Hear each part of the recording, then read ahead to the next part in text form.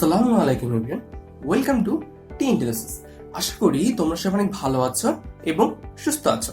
আগের ভিডিওতে আমরা একটি প্রুফ দেখার চেষ্টা করেছি এবং আজকে আমরা ডিফ্লেকশন অফ বিম দেখার চেষ্টা করব ডিরেক্ট ইন্টিগ্রেশন মেথডে।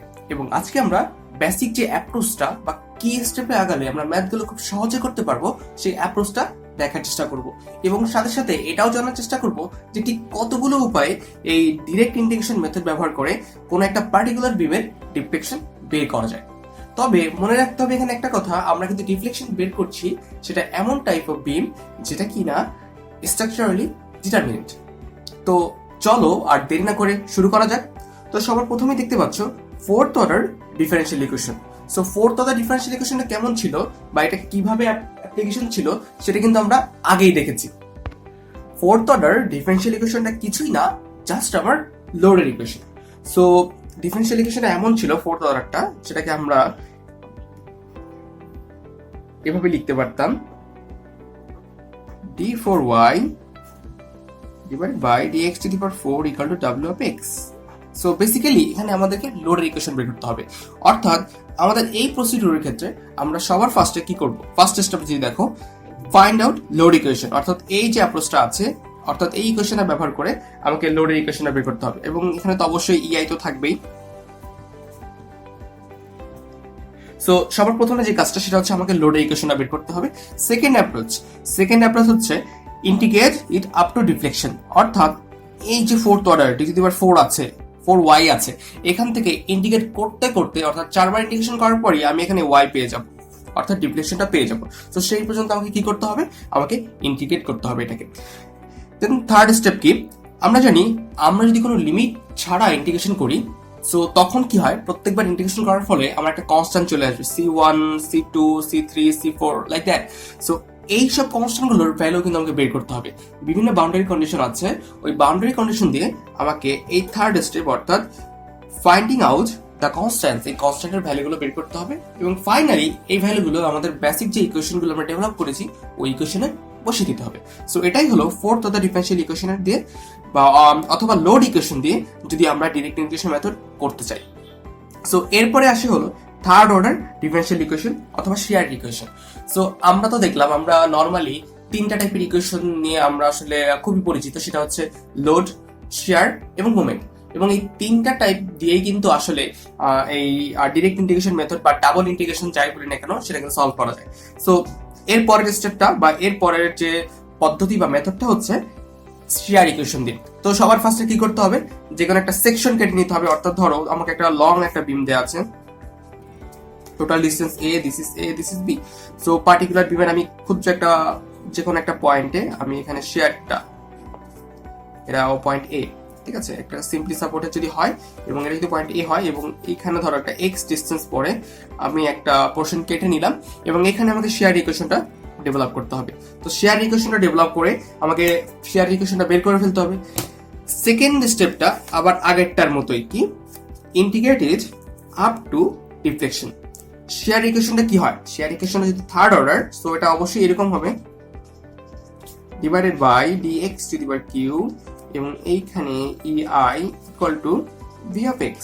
সো এই যে এখানে তো দেখতেই পাচ্ছ তোমরা, এখানে কি আছে, 3 আছে। অর্থাৎ বুঝতেই পারছো যে এটাকে যদি তোমাকে y বের করতে হয় বা ডিফ্লেকশনটা বের করতে হয় সো এইটার ক্ষেত্রে কি করতে হবে, তোমাকে 3 বার ইন্টিগ্রেশন করতে হবে। সো তুমি কি পাবা, কনস্ট্যান্ট পাবা c1 c2 c3, এই তিনটা তুমি কনস্ট্যান্ট পাবা। এবং তোমার থার্ড স্টেপ হচ্ছে again finding out all the values of this constants. Okay, তোমাকে এই থার্ড স্টেপ হচ্ছে তোমাকে সবগুলো কনস্ট্যান্টের ভ্যালু বের করে দিতে হবে।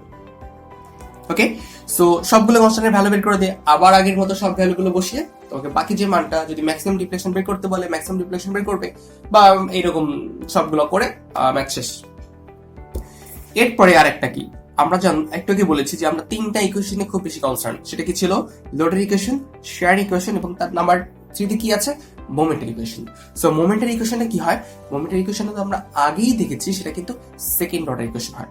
সো মোমেন্টের ইকুয়েশন সেম ভাবে ধরো তোমাকে এত বড় একটা বিম দিয়ে দেওয়া হলো সিম্পলি সাপোর্টে। সো তুমি এই point I mean x distance পরে তোমাকে বললো যে এইখানের জন্য তোমাকে ইকুয়েশনটা ডেভেলপ করতে হবে।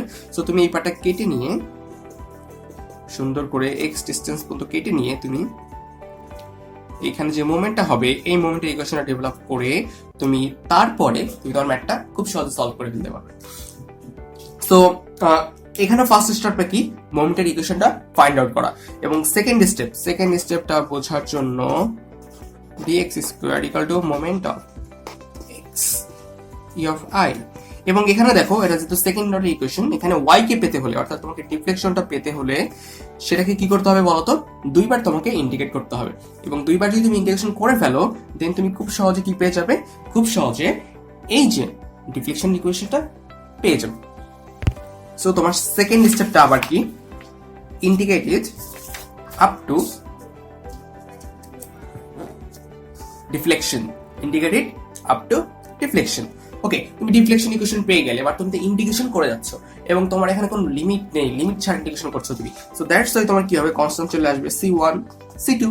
সো কনস্ট্যান্ট যদি চলে আসে, সো কনস্ট্যান্ট গুলো কি করতে হবে, বসায় রাখলে তো হবে না, হবে এটার ভ্যালুগুলো আমাকে কি করতে হবে, বের করতে হবে। সো জাস্ট তুমি ফাইনালি বাউন্ডারি কন্ডিশন অ্যাপ্লাই করে কনস্ট্যান্টের ভ্যালু বের করে দিবে এবং দেন তোমার ম্যাথ শেষ। আশা করি তোমরা ব্যাপারটি বুঝতে পেরেছো এতটুকু। এর পরের যে জিনিসটা আমরা দেখবো এখন, সেটা আসলে খুবই গুরুত্বপূর্ণ আমাদের এই ডিরেক্ট ইন্টিগ্রেশন মেথডের জন্য, কারণ এই পার্টটা যদি আমরা বুঝতে না পারি বা এই পার্টে যদি আমাদের কোনো কনফিউশন বা ল্যাকিংস থেকে যায়, তাহলে কিন্তু আমরা কোনোভাবে পারফেক্টলি আমাদের ম্যাথগুলো সলভ করতে পারবো না। So be careful about that এবং খুবই মনোযোগ দিয়ে দেখতে হবে। সো দেখতে পাচ্ছ আমাদের এখানে দুইটা কন্ডিশন দেওয়া আছে, সেটা হচ্ছে টু এন্ড, অর্থাৎ দুইটা এন্ডে, একটা এন্ডে পিন থাকতে পারে আর একটা এন্ডে রোলার থাকতে পারে। That means simply supported normal beam, অর্থাৎ ডিটারমিনেট বিমগুলো যেরকম হয় আর কি সেরকম। এবং আরেকটা কন্ডিশন কি, ক্যান্টিলিভার। এই দুটো কন্ডিশনের জন্য যদি থাকে বিমগুলো, দেন আসলে তাদের বাউন্ডারি কন্ডিশনগুলো কি হবে। আর এখানে বাউন্ডারি কন্ডিশনগুলো আমার কেন দরকার হলো এই যে তুমি দেখতে পেলে যে একটু আগে আমরা বলেছিলাম c1 c2 এর কথা, এবং তার আগে দেখেছি c1 c2 c3 c4। এই যে কনস্ট্যান্ট গুলো আছে এগুলো বের করার জন্য কি তোমার হাতে কন্ডিশনস লাগবে না, চারটি ইকুয়েশন বের করার জন্য তোমার চারটা কন্ডিশন লাগবে, আদারওয়াইজ কিন্তু তুমি ম্যাথটা সলভ করতে পারবে না। সো দ্যাটস ওয়াই এই যে কন্ডিশনস গুলো ডেভেলপ করা হয়েছে যাতে আমরা খুব সহজে আমাদের ম্যাথগুলো সলভ করে ফেলতে পারি। সো যদি এক সাইডের পিন এবং এক সাইডের রোলার থাকে তখন কি হবে, তখন মোমেন্ট এট সাপোর্ট জিরো, মানে দুইটা যদি ধরলাম যে এটা ধরো একটা simply supported pin, point A point B, roller pin. So moment at support zero, অর্থাৎ এই সাপোর্টে মোমেন্ট জিরো, এ সাপোর্টে মোমেন্ট জিরো, বি সাপোর্টে মোমেন্ট জিরো। এই দুইটা কন্ডিশনের জন্য তুমি দুইটা কন্ডিশন পেয়ে গেলে তোমার হাতে, এবং এই দুইটা কন্ডিশন দিয়ে তুমি তোমার দুইটা আননোন সলভ করে ফেলতে পারবে। বাট স্টিল তোমার কয়টা আননোন বাকি আছে, দুইটা আননোন। তার জন্য কি তোমাকে কিছু জিনিস জানতে হবে, তাই না? এরপরে কি আছে, ডিফ্লেকশন এট সাপোর্ট জিরো, অর্থাৎ এই যে সাপোর্ট এখানে কিন্তু কোনো ডিফ্লেকশন হয় না।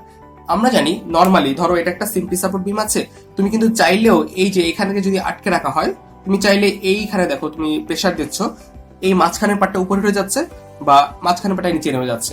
অর্থাৎ এই যে সাপোর্টটা আছে যে কোনো একটা পয়েন্টে যে ফিক্স করা সাপোর্টটা, এই সাপোর্টে কিন্তু আসলে তুমি চাইলেই তাকে দাবাতে পারছো না। সাপোর্টে যদি দাবাতে চাও তাহলে আসলে টোটাল অবজেক্টটাই ব্রেকডাউন করে যেতে পারে। সো দ্যাটস ওয়াই সাপোর্টে নর্মালি কখনো কোনো ডিফ্লেকশন হয় না। সো দ্যাটস ওয়াই তুমি বলতে পারো এই সাপোর্টের জন্য y equal to 0, এই সাপোর্টের জন্য y equal to 0। That means support A তে y equal to 0, support B তেও y equal to 0। সো তুমি এই একটা কন্ডিশন, এই একটা কন্ডিশন, এই একটা কন্ডিশন, এই একটা কন্ডিশন, টোটাল কয়টা কন্ডিশন পেলে, চারটা কন্ডিশন তুমি পেয়ে গেছো। ওকে, এরপরে তোমার কি কাজ, সেটা হচ্ছে ডিফ্লেকশন এট সাপোর্ট। ঠিক আছে, সেটা কার জন্য, ক্যান্টিলিভারের জন্য। ধরলাম ক্যান্টিলিভারটা এরকম হয়। ক্যান্টিলিভারের ক্ষেত্রে এটা কিন্তু একটা ফিক্সড সাপোর্ট, তোমাকে মাথায় রাখতে হবে। ফিক্সড এবং অন্য রোলার বা হিঞ্জের ভিতরে কিন্তু অনেক পার্থক্য থাকে। সো ফিক্সড তো ফিক্সড, সে নড়বেও না চড়বেও না। এবং দেখো ডিফ্লেকশন আর সাপোর্ট জিরো, আমি আগেও বলেছিলাম যে সিম্পলি সাপোর্টের ক্ষেত্রে ডিফ্লেকশন জিরো ছিল এবং এখানে ফিক্সড ক্ষেত্রে ডিফ্লেকশন জিরো। সো এটা একটা ইকুয়েশন পেয়ে গেলে। স্লোপ অ্যাট সাপোর্ট জিরো, অর্থাৎ এই যে নর্মালি যে স্লোপটাকে আমরা থিটা দিয়ে প্রকাশ করি, এবং এই বি এ স্লোপটা কি আসলে, থিটা ইকুয়াল টু বেসিক্যালি হচ্ছে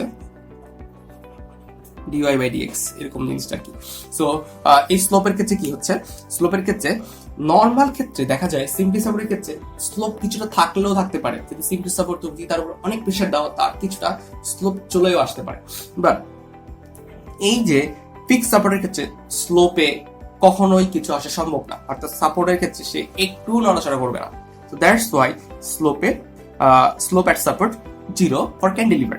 এবং এরপরে কি আছে, এরপরে আরেকটা দুইটা কন্ডিশন পেলে তোমার তো আরো দুইটা কন্ডিশন দরকার, তাই না? সো এরপরে কি, এই যে ক্যান্টিলিভার একটা ফ্রি এন্ড আছে, ক্যান্টিলিভার একটা ফ্রি এন্ড আছে, এই যে লাস্ট যে পয়েন্টটা সাপোর্ট থেকে সবচেয়ে দূরের যে বিন্দুটা সেটাকে আমরা বলি ফ্রি এন্ড। এবং ফ্রি এন্ডের কাছে কি হয়, ফ্রি এন্ডে সব সময় মোমেন্ট 0 এবং শেয়ার 0 হয়, মোমেন্ট 0 এবং শেয়ার 0 হয়। এটারও কারণ আছে, কারণ তুমি যদি এই পাশ থেকে দেখো, অর্থাৎ এই আমরা যখন সেকশন কেটে কেটে এসে বিভিন্ন ড্র করা দেখেছিলাম, ওইভাবে যদি তুমি একদম লাস্টের পয়েন্টে যদি দেখো এবং এই পাশ থেকে যদি তার শেয়ার ফোর্স এবং বেন্ডিং পয়েন্ট কাউন্ট করার চিন্তা করো, তাহলে দেখবে এই পাশে কোনো লোড নেই। তো দ্যাটস তো একদম ফাইনাল পয়েন্ট আসলে এটা 0 হয়ে যায়। বা তুমি এই পাশ থেকেও যদি ক্যালকুলেট করতে করতে যাও, তুমি দেখবা যে সবসময় আসলে এখানে শেয়ার 0 এবং মোমেন্ট 0 পেয়ে যাচ্ছ। তো দ্যাটস তো দেখো এই ডিফ্লেকশনের জন্য y = 0 এই পয়েন্টে, θ = 0 এই পয়েন্টে, এটা একটা ইকুয়েশন, এটা 2 নম্বর ইকুয়েশন, এটা 3 নম্বর, এটা 4 নম্বর। অর্থাৎ তুমি 4টা ইকুয়েশন এখান থেকে খুব সহজে ডেভেলপ করতে পারবে। সো আশা করি আজকের ভিডিওটা তোমার ভালো লেগেছে, তোমরা বুঝতে পেরেছো। তোমাদের কোনো ডাউট থাকলে তোমরা অবশ্যই আমাদেরকে কমেন্ট সেকশনে জানিয়ে দিবে এবং নেক্সট ভিডিও থেকে আমরা 2টি এক্সাম্পল দেখার চেষ্টা করবো। আজকে এই পর্যন্তই, ধন্যবাদ সবাইকে, আসসালামু আলাইকুম।